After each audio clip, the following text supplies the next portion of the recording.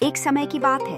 एक राजा था जो स्वभाव से बहुत अधिक संदेह करने वाला था। उसे हर समय यही लगता रहता था कि कोई न कोई उसकी गद्दी छीनना चाहता है या उसे झड़ देकर मार डालना चाहता है।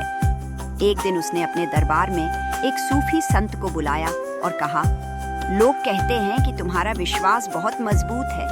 आज मैं तुम्हारे विश्वास की परीक्षा लूंगा। राजा ने दो बिल्कुल एक जैसे सोने के प्याले मंगवाए।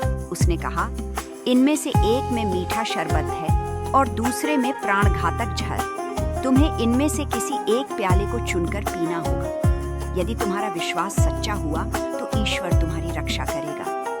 पूरा दरबार एकदम शांत हो गया। सूफी संत मुस्कुराए, शांति से आगे बढ़े और बिना किसी हिचकिचाहट के एक प्याला उठाकर पूरा पी गए। सभी लोग सांस रोके उन्हें देखते रहे।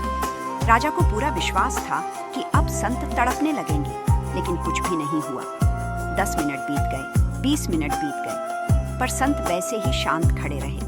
राजा हैरान रह गया और बोला, यह कैसे संभव है? मैंने स्वयं अपने हाथों से जहर मिलाया था। तब संत ने बहुत कोमल स्वर में कहा, महाराज, जहर प्याले में नहीं था, जहर आपके भय में था।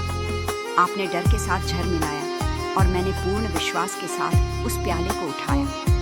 फिर संत बोले, सच्चाई यह है कि आपने दोनों प्यालों में जहर मिलाया था ताकि मेरी मृत्यु निश्चित हो जाए। लेकिन जब मनुष्य मृत्यु के भय को छोड़ देता है तो जहर भी अपना प्रभाव खो देता है। ये सुनकर राजा शर्मिंदा हो गया। उसे समझ आ गया कि असली शक्ति तलवार में नहीं बल्कि मन की शांति में होती है। इसलिए याद रखिए, भय मनुष्य का सबसे बड़ा शत्रु है।